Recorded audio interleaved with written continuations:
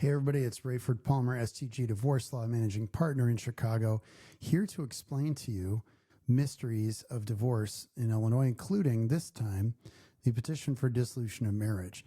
This document gets a lot of questions from clients, understandably, because they've never seen one before, so they ask a lot of questions about it. So I'm going to walk through a generic one. That's a form that we use to prep these. And I will explain what this stuff says to you so that you can just follow along. If you've got one in hand, you can look at it and understand what you're talking about. So first up here at the top is where the case is filed in the Circuit Court of Cook County, Illinois, County Department Domestic Relations Division. So divorces are in the Domestic Relations Division. Your county will be up at the top. That's in every pleading. Pleading is like this, a petition for dissolution of marriage. This is the document that starts the divorce case. In other types of cases like personal injury, this would be called a complaint. In this situation, it is a petition for dissolution of marriage. So here it says in re the marriage of, this is the case name, petitioner. So it'll be, Joe Smith, petitioner. That's the person filing the case. And respondent, Susan Smith, let's say, respondent. So there's no real distinction here other than this is the person who filed the case, the petitioner, and this is the person who is responding. The case number is here. This is assigned by the court clerk.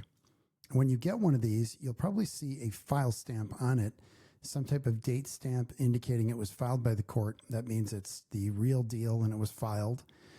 And that triggers a number of things in the courthouse. It opens a case file, or a case file is opened by the court clerk. All the documents for that file will be filed with that case number and case name. You'll be able to search the court records using the case name and number to pull up the docket, which is the calendar of events going on in that case, and also look up the things that have been filed. So below this line, this is the intro you'll see on the first page of any pleading.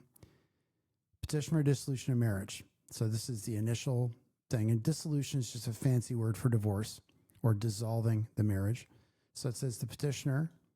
So we say petitioner nickname. That means like we say the full name here. So Joe Smith or Joseph Smith. Nickname would be Joseph, for example, by his attorneys or her attorneys, STG Divorce Law, in support of his petition for dissolution of marriage states. Now we're going to recite the key facts of the case. This is not going to cover all the facts. This is meant to cover the gist, the big ticket items in the case. You're not going to win the case based on this document. This just gets it started. So it's typically just a 2 or 3 page document. So you can see the petitioner. So either we use the nickname or the full name. Joseph Smith resides in city and states, St. Charles, Illinois, for example, or in this case in Cook County, let's say Oak Park, Illinois, and has been a resident of Cook County, Illinois for more than 90 days immediately preceding the filing of this petition.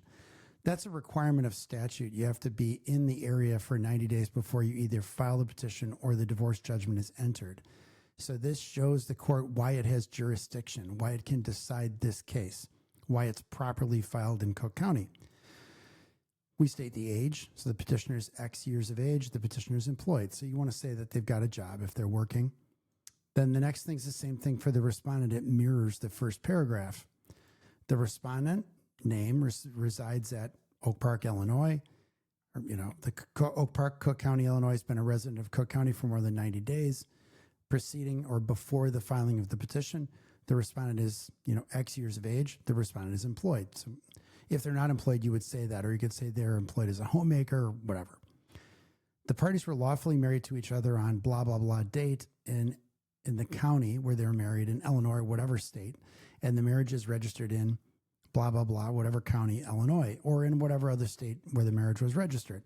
You are showing the court that the marriage is legal, and you're describing the basic facts of the marriage. And the date married is really important because that ties into things like maintenance.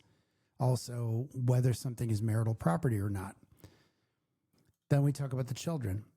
X number of children were born to the parties as the issue of their marriage. You could say during the marriage or born to the parties. This is sort of older language. So it's saying these children are from these parties, namely ABC, so child number 1, and the child's age. We try to use initials for privacy, not full names. And then it says no other child's born to or adopted by the parties. That's important because you want to identify all the children of the parties, including adopted children, because the court wants to know all the children, even adult children and emancipated children. You need to report on all of them because the court wants to make sure it's taking care of all the children, or that they're emancipated and don't need any child support or other things like college expenses covered. Then this is very important. The petitioner or respondent is not pregnant. That's because, again, the court wants to know about all the children, even children that are about to be born or going to be born in the future that are of those parties. And it happens. People get pregnant even during a divorce proceeding, which can be rough, but it happens. Then here, the children reside in whatever county they're living in. Sometimes the kids are out of state. Even though the divorce is filed in Cook County, the children might presently be in another county and state. Then you list that, in this case, the generic statement we have here is they've been residents of Cook County for more than 6 months. This 6-month thing is very important. The Uniform Child Custody Jurisdiction and Enforcement Act, the UCCJEA, determines child custody, or where child custody cases are decided, and it's based on the child's home state. Basic concept of home state. If they've never lived anywhere other than one place, it's easy. If they've moved around, it's where they've been for the last 6 months, essentially up to the filing of the petition. So if it's 6 months and a day in Florida and a case is filed there in Illinois, you're going to have a problem. And that case is probably going to be handled in Florida because that's where the kids now reside. So here we're showing the court, hey, you have jurisdiction, Your Honor, Judge, because the kids have been living here for more than 6 months. Now, this is language required by the Illinois Supreme Court. That's our lead top court in the state of Illinois. And this rule requires that if there's any other child custody proceedings pending, and it's possible they could be, we have to disclose to the court that there is another proceeding pending right here. So you can see either the children is or are not the subject of any other child custody proceeding pending before this court or any division of this court, any other court. You're supposed to front that with the judge so that if, in case it's true, it's rare, but then they know, oh, there's another case pending I need to be aware of. Then here's another case is pending. Here it is. The children are subject to a custody, relocation, visitation proceeding pending before this court or another court. You have to just describe that. And then a custody visitation removal order, if that's been entered, you have to disclose that to the court. This is rare, but it can happen. You're supposed to front this. You're not supposed to let the court guess and try to figure it out. Because remember, protecting the children is the number one role of the court in divorce and paternity cases. Really, that's the public policy of our state. So here the court's saying, hey, if there's an order involving these children or some of these children, the court needs to know about it. Irreconcilable differences have arisen between the parties, causing an irretrievable breakdown of the marriage. That's a lot. Let's break it down. Irreconcilable differences mean we've reached an impasse. We can't get along. The marriage is breaking down, and our differences can't be reconciled. We can't fix them. And that's caused an irretrievable breakdown. So marriage is broken down and we can't fix it. Past attempts at reconciliation have failed. So we tried to stay together. It didn't work out. Future attempts at reconciliation would be impracticable, which is a lot of syllables, but it means not practical or won't work and not in the best interest of the family. This is language taken from Illinois state divorce statute. So we're supposed to say, our marriage broke up. We tried to fix it. It can't be fixed, or those efforts failed, and they will continue to fail in the future. That's why we're asking for a divorce. And then you say the parties have been living separate and apart within the meaning of the Illinois Marriage and Dissolution of Marriage Act. What does that mean? The Illinois Marriage and Dissolution of Marriage Act is the state law that governs marriages and divorces in Illinois. And separate and apart, you're supposed to be separated for a period of time in order to be divorced. And I won't get into the details. This is different than a legal separation. This is separation just for the purpose of getting a divorce. And you can be separated for this purpose and still live in the same house. It doesn't mean you have to move out, although moving out is a definitive separation for this purpose. But you can live separate and apart if you're just not living as husband and wife. So basically like no sex, no spending a lot of time together, no vacations together, things like that. This paragraph is rarely an issue in a divorce case. People typically just agree on this. So they're usually not fighting on this paragraph 7 issue. Paragraph 8, it's in the best interest of the children that parenting responsibilities with respect to medical decision-making, educational, religious, and extracurricular be allocated jointly. Now, this might not be the position of the petitioner in the case. They may want sole decision-making, for example. This tends to be, joint tends to be the most common or shared. So in our state, we, instead of calling it custody, we call it parental decision-making or parenting. Allocation of parental responsibility is the magic phrase used in our law. So this allegation states that it's best for the children that parenting responsibilities are shared. And they're broken into 4 areas of responsibility: medical, education, religion, extracurricular activities. So those can be split up. You could say, I want control over medical, but the other things we can split. Most people just say, let's share all of it. And remember, the standard in Illinois, in our Illinois law for children, is that whatever decision is made for the children has to be in their best interest. And that's the court's place to make that decision based on the evidence.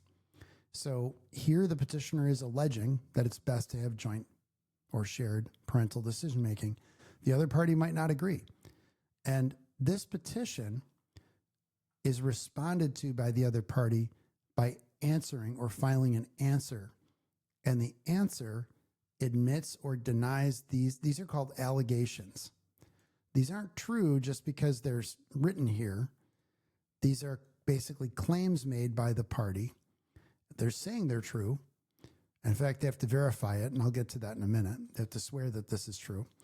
But the other side doesn't have to agree to it. So if they disagree with this paragraph 8 or some part of it, they'll get a chance to say so in their answer. So when you read these, if you're the respondent, don't panic. You're going to get your chance to say your piece, both with an answer admitting or denying these allegations in whole or parts of them. And you'll also get a chance to file a counter petition, which is a petition like this, but going in the other direction. There's a reason you want to file that. I'll talk about that in a separate video. You'll get your chance to answer those. So don't freak out if you see this stuff. You're not agreeing to it. By the fact that it's filed doesn't make it so. So this is very typical to see, this joint decision-making allegation. If you see sole custody, or sole decision-making parenting responsibility allocation to that one party, then you've got a problem on your hands because you're basically looking at a custody fight. It might, however, one thing to note here is some lawyers like to posture with these pleadings, and they kind of overreach, and they say sole custody or sole decision-making when really the party's willing to settle for joint in some fashion, but they're positioning their case. I don't like that practice because it usually unnecessarily causes grief and people get into fights and it's not necessary. And then you've got cases where you absolutely do want sole decision-making and you must say it, but I don't recommend saying it unless you really mean it. I think you want to build credibility with the court and not overreach all the time and have the judge know that your pleadings are always overreaching. Word gets around the courthouse eventually if you're in this business for any period of time. Okay. For purposes of federal and state statutes requiring a designation, the petitioner shall be deemed custodian based on said party having the greater responsibility of parenting time. This freaks people out all the time. The residential custodian, this used to mean a lot more in Illinois than it does now. It used to mean you had the ability to move with the child theoretically anywhere inside the state of Illinois. It no longer means that.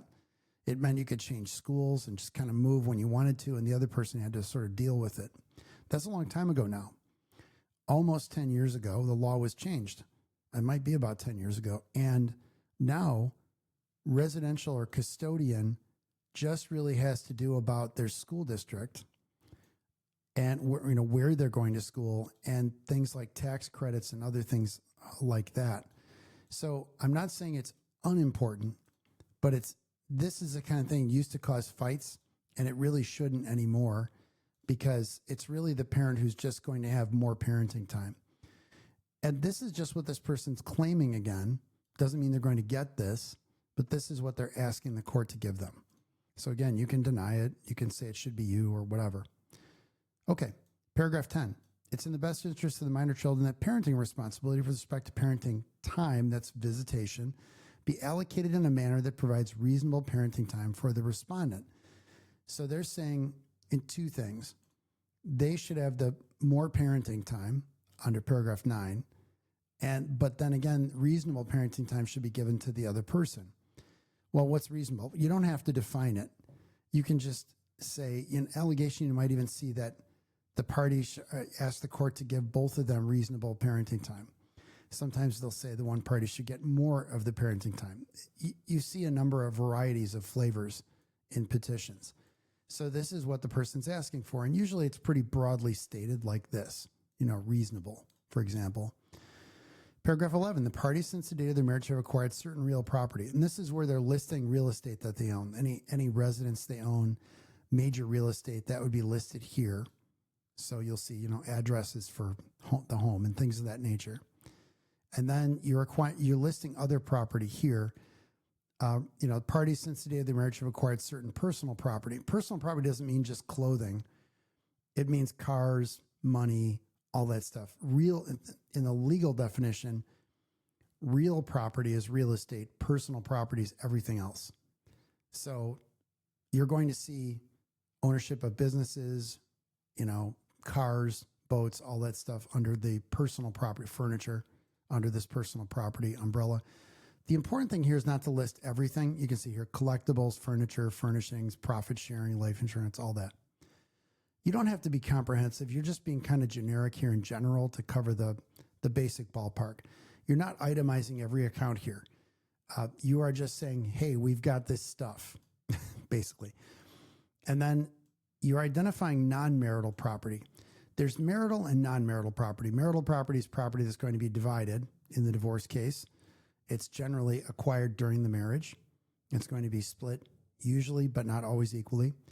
Non-marital property is property that was either obtained before the marriage or acquired with other non-marital property, like money you got before the marriage. You bought a motorcycle or something during the marriage. It's non-marital. Or you got an inheritance and you kept it in your own name. That's non-marital. So you're just saying, hey, there's non-marital property. And you don't have to identify it. You're just kind of saying it. You're saying, hey, we own some. The respondent's income, and this is important here. The respondent's income and estate are in such amounts that it will allow them to provide their own reasonable and necessary needs, and they should be barred from the receipt of maintenance. Maintenance in our state is alimony or spousal support. So here we're saying the person who's the respondent has enough money that they don't need alimony.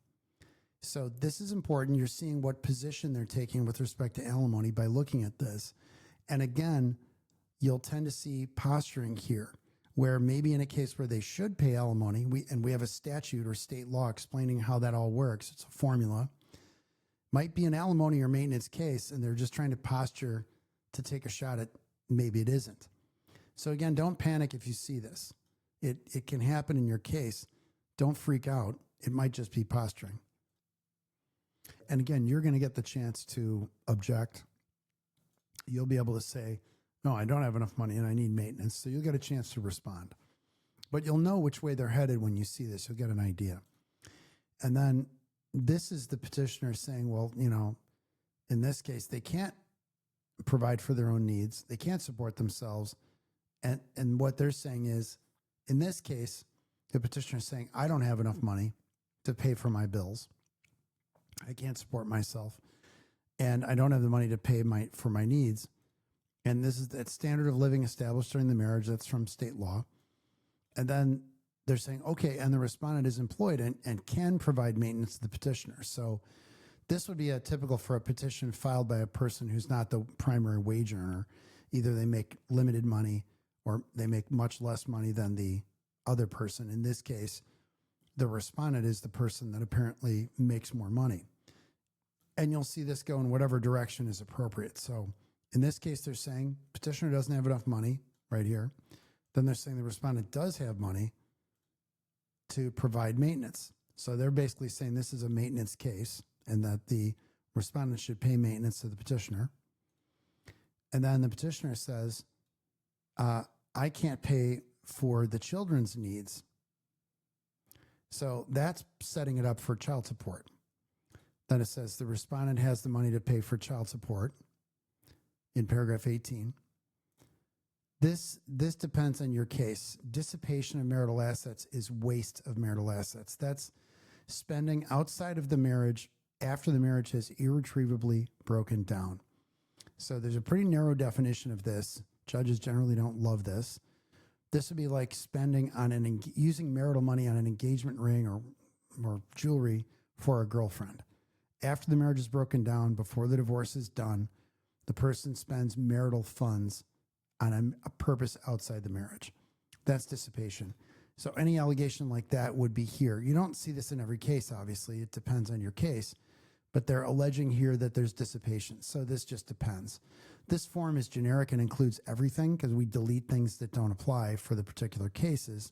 And we modify and edit this as needed.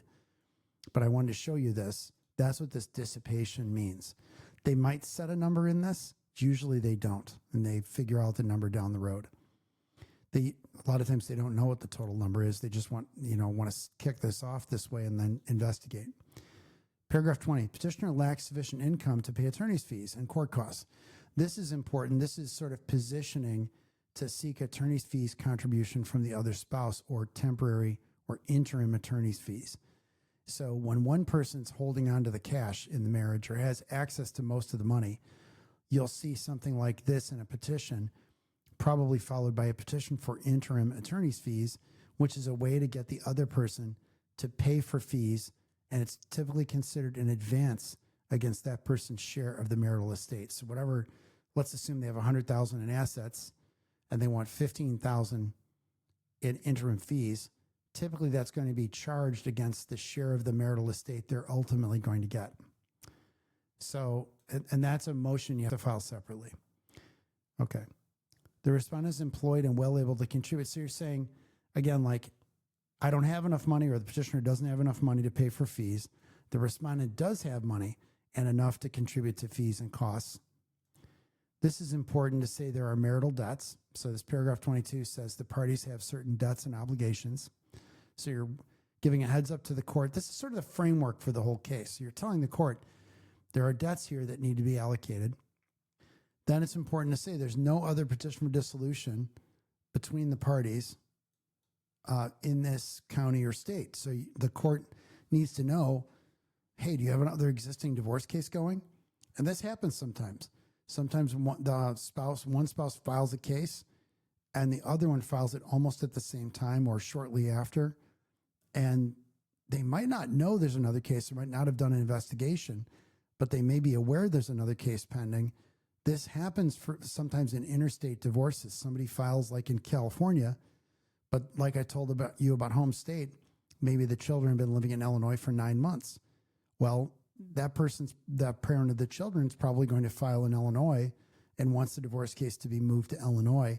So it'll say, this one would say in that case, there is a petition for dissolution of marriage pending in another state. In California, it'd have case number, blah, blah, blah, information about that would be right here, giving the court a heads up. There's no other proceeding presently pending between the parties, like a civil case, personal injury case, whatever. So you're just telling the court there's nothing else going on. This might be where order of protection. You would notify the court about an order of protection if like a restraining order has been entered. And then here, no agreement's been reached about any issues. We're saying to the court, we haven't reached any agreements on parenting or financial or anything. Now, you'll see in a petition in a case where, like a collaborative case or a mediated case, where there is a written agreement already signed, it'll say an agreement has been reached and has been signed by the parties. And that's telling the court, hey, this thing's pretty much ready to go. So this could say that an agreement has been reached. The most common thing is to see that there's no agreement. Sometimes maybe a partial agreement or just an agreement on parenting, but not something else. Now, this wherefore clause is the kicker. This is the punchline for the petition. This is where you're asking, we call this the prayer for relief or request for relief. This is where we're asking the court for the stuff that we want. These are the goals we want in our case. So we say, sort of old-fashioned language. Wherefore the petitioner so-and-so respectfully requests that the court enter an order. And in this, we've got every possibility here because, again, we use this form and delete things. Dissolve the bonds of marriage. That means give us a divorce.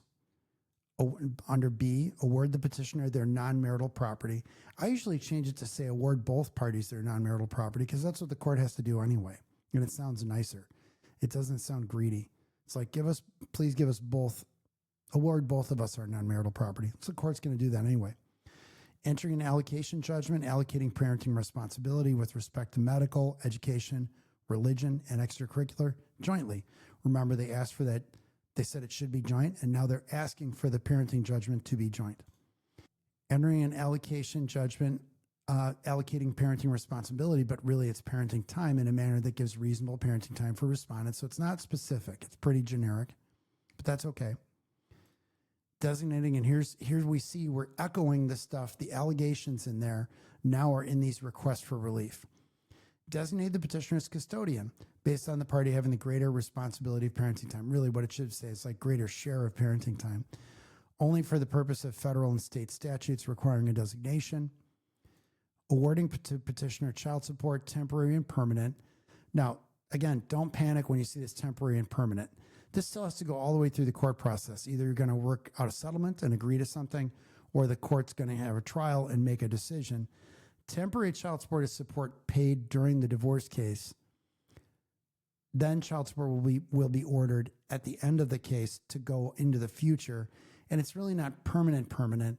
It goes until it terminates by operation of law, which is like when a kid graduates high school, etc.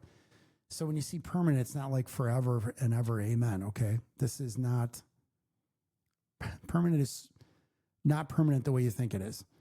And then this is so they're basically saying, the petitioner should be getting child support from the respondent. Okay, and here's the maintenance. Again, temporary and permanent. That means temporary maintenance during the divorce case, and this won't trigger that temporary support, either in child support or maintenance.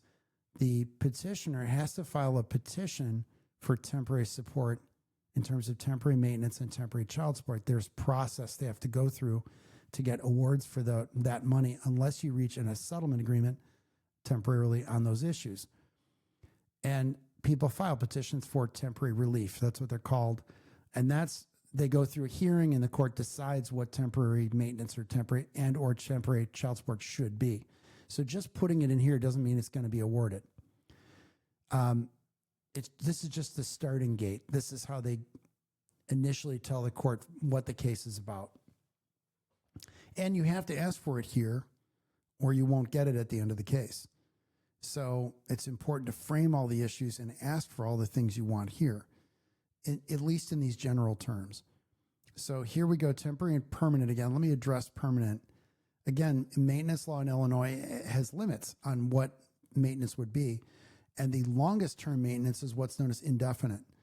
And that's basically until retirement age, reasonable retirement age, which most courts now are saying is 67 years old. If a person genuinely is not working by that age or after that, at that age, the court will allow maintenance to be terminated, typically. If people keep working past 67, they're going to keep paying indefinite maintenance, assuming they have an indefinite maintenance award. And maintenance is a subject for another video. So, and that says provide their reasonable needs commensurate with the standard of living.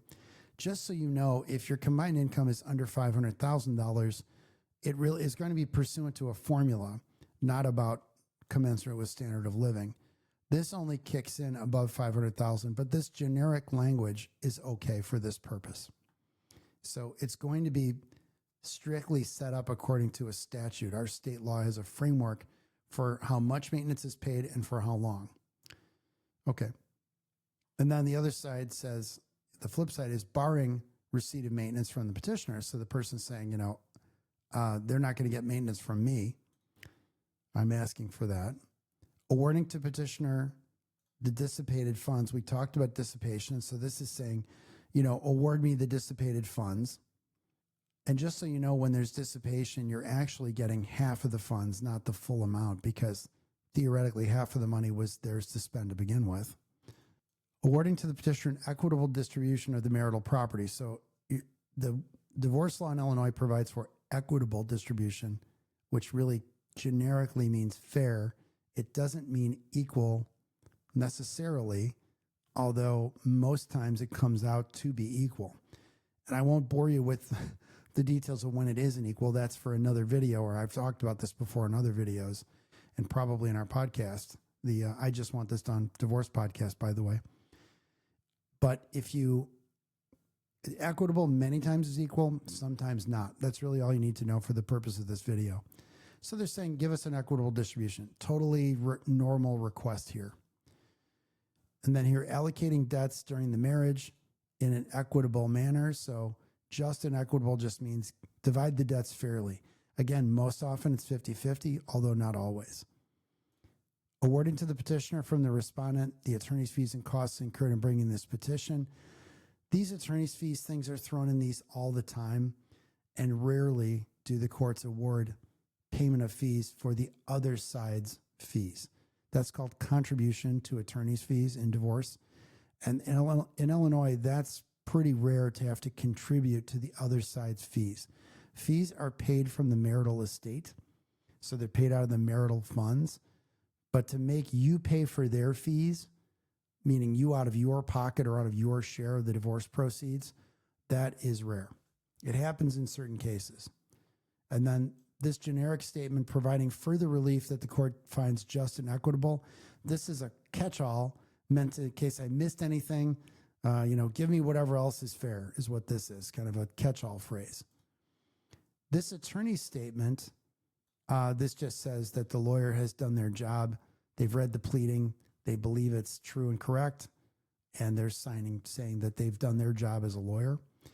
This verification by certification is important, and a verification is required for pleadings in divorce cases, including a petition for dissolution of marriage.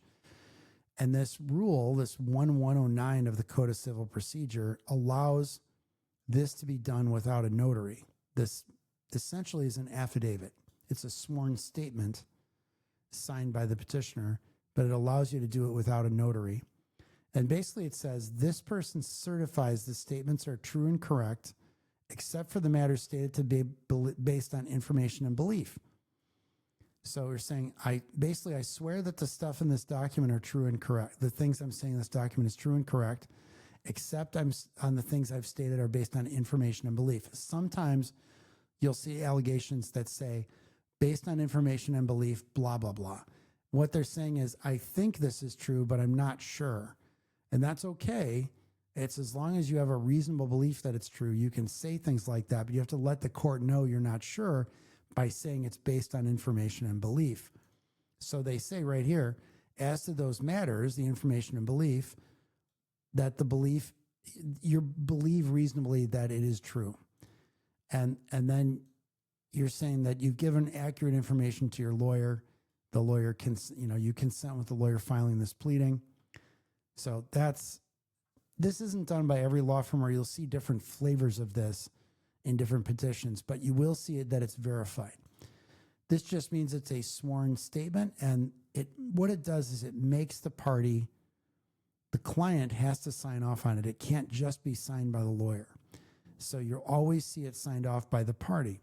And then the logo block, that's what we call this, of the divorce law firm is here. And this is just our firm information here. This is some older stuff. But you'll see the verification in every pleading, or sometimes it will be signed by a notary. Either way is okay. So that's a requirement for divorce pleadings. So note to yourself, if your spouse says, I don't know what's in there, my lawyer just signed it, I don't know. They made me sign it. Well, they're supposed to say they read everything and that they understand everything in the document. So don't believe that. Just telling you. So that, folks, is a petition for dissolution of marriage. I hope that answers your questions. I made it just about half an hour, and the transcript will hopefully be useful. Hope this helps for you. I'm Raiford Dalton Palmer, best-selling author of I Just Want This Done, How Smart, Successful People Get Divorced Without Losing Their Kids, Money, and Minds, managing partner of STG Divorce Law in Chicago and the suburbs, serving you across the country providing information about divorce. If you have questions and comments, please post them in the comments of this video. You can also reach out to our law firm at stglawfirm.com and check out all of our links in the show notes below. Thanks a lot for watching. Check out all of our other videos on this channel and our podcast, and also the best-selling book, I Just Want This Done. Thanks for listening.